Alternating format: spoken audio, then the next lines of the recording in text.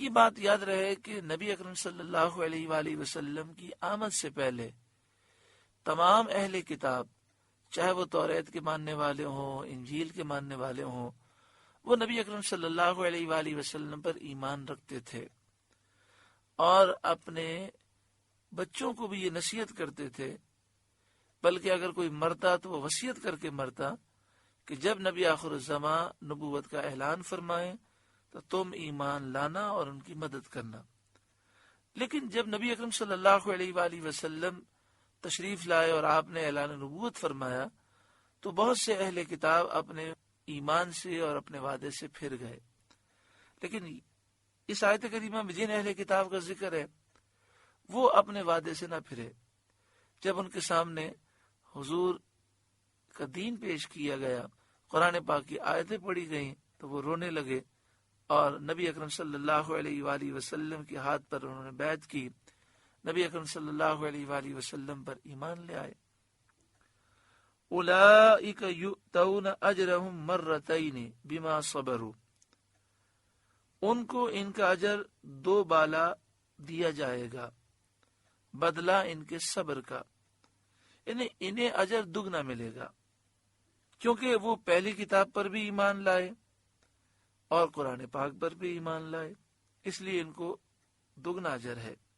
بما صبروا، بدلہ ان کے صبر کا، کہ انہوں نے اپنے دین پر بھی صبر کیا، کیونکہ دین پر صبر سے مراد یہ ہے کہ انسان کا نفس یہ چاہتا ہے میں یہ کام کروں، لیکن وہ نفس کی مخالفت کرتا ہے اور جو اللہ کا حکم ہے اس پر چلتا ہے۔ جیسے مسلمان الحمدللہ جو دین پر چلنے والے ہیں وہ دین پر صبر کرتے ہیں۔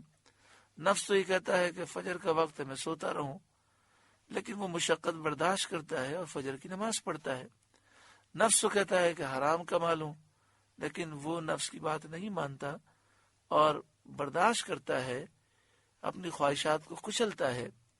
تو اہل کتاب نے اپنے دین پر صبر کیا، اور دوسرا انہوں نے مشرکین کی ایذا پر بھی صبر کیا، کہ مشرکین نے، کافروں نے انہیں بڑی تکلیفیں پہنچائیں، جو ایمان لائے ان کو بہت اذیتیں دی گئیں۔ بخاری مسلم کی حدیث میں ہے، سید عالم صلی اللہ علیہ وآلہ وسلم نے فرمایا 3 قسم کے لوگ ایسے ہیں جنہیں 2 اجر ملیں گے۔ ایک اہل کتاب کا وہ شخص جو اپنے نبی پر بھی ایمان لایا اور سید انبیاء محمد مصطفیٰ صلی اللہ علیہ وآلہ وسلم پر بھی ایمان لایا۔ دوسرا وہ غلام جس نے اللہ کا حق بھی ادا کیا اور اپنے آقا کا بھی حق ادا کیا۔ تیسرا وہ جس کے پاس باندی تھی، کنیز تھی۔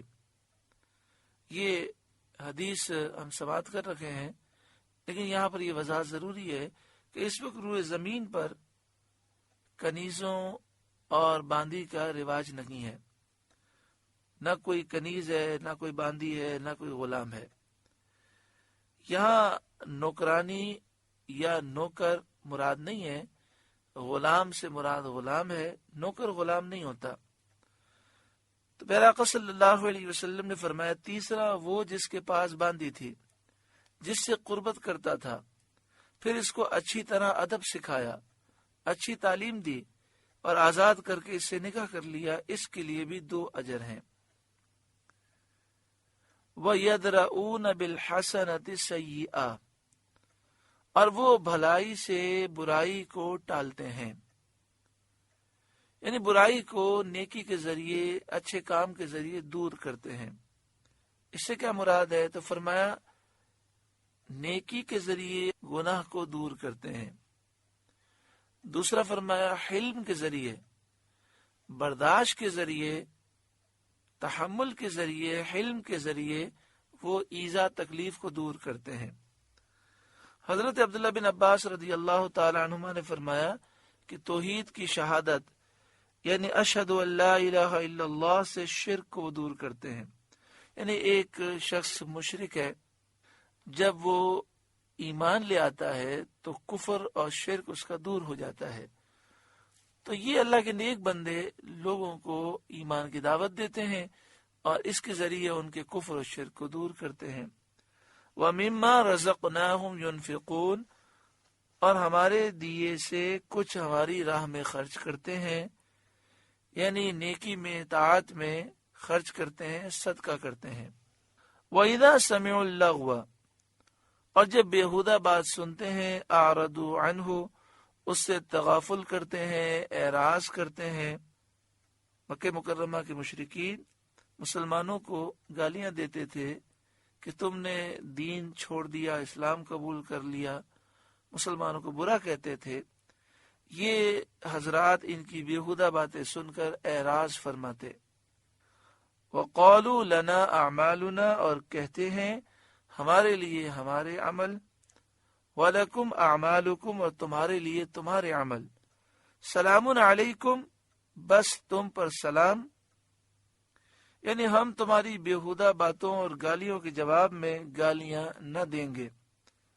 لا نبتغی الجاہلین، ہم جاہلوں کے غرضی نہیں، یعنی ہمارا جاہلوں سے کوئی تعلق نہیں، ہمیں جاہلوں سے کوئی غرض نہیں، ان کے ساتھ میل جول، نشست و برخاست ہم نہیں چاہتے، ان کے ساتھ اٹھنا بیٹھنا، ان سے دوستی، ان سے محبت ہم نہیں چاہتے، ہمیں جاہلانہ حرکات گوارا نہیں، پسند نہیں۔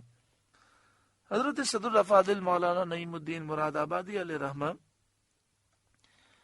یہ ساری تفسیر لکھنے کے بعد فرماتے ہیں، نسخ ذالک بالقتال، یعنی جب جہاد کی آیتیں نازل ہوئی تو یہ حکم منسوخ ہو گیا۔ اب ہم کفر کو مٹانے کی کوشش کریں گے اور کفر کا اور جو ظلم کا نظام ہے اس کے خلاف ہم کھڑے ہوں گے۔ یہاں پر یہ بات اچھی طرح سمجھ لیں کہ آیات جہاد نازل ہونے سے پہلے بھی مسلمان کفر کے نظام کو اور ظلم کے نظام کو ختم کرنے کی کوشش کرتے تھے، لیکن اس وقت زبان سے کرتے تھے۔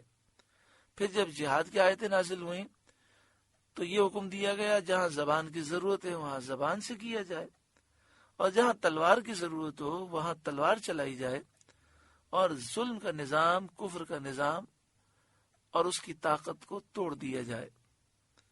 انک لا تہدی من احببت، بے شک یہ نہیں کہ آپ جسے اپنی طرف سے چاہیں ہدایت کر دیں، ولیکن اللہ یہدی من یشاء، ہاں اللہ ہدایت فرماتا ہے جسے چاہے، وہو اعلم بالمہتدین، اور وہ خوب جانتا ہے ہدایت والوں کو۔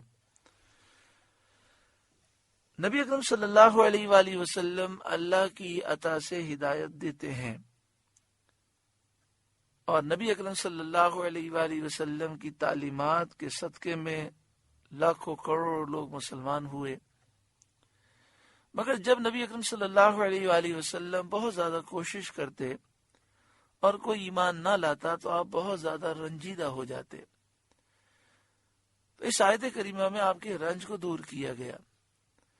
اے محبوب، حقیقی ہدایت دینے والا تو رب العالمین ہے، اگر اس کے نصیب میں ہدایت ہوتی تو اللہ ہدایت دے دیتا۔ آپ نے مکمل کوشش فرمائی، لیکن اس کے باوجود یہ ہدایت یافتہ نہ ہوا تو آپ رنج نہ کریں۔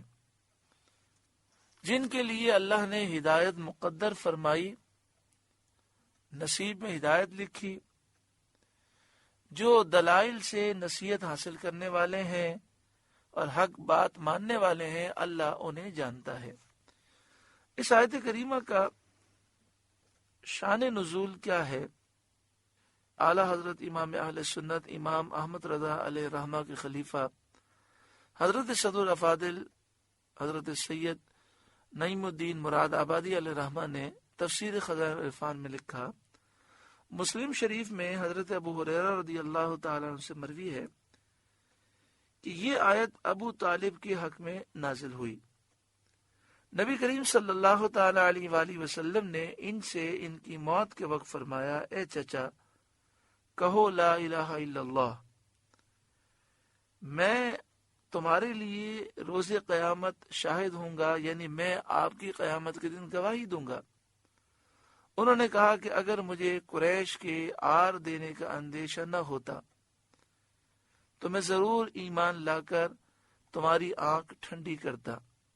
انہوں نے کہا مجھے یہ اندیشہ ہے کہ قریش جو ہے وہ آر دیں گے، وہ آر مطلب ہوتا ہے کسی کا مذاق اڑانا اور کسی کو شرم دلانا. تو آپ نے کہا اگر مجھے قریش کی آر دینے کا اندیشہ نہ ہوتا تو میں ضرور ایمان لا کر تمہاری آنکھ ٹھنڈی کرتا.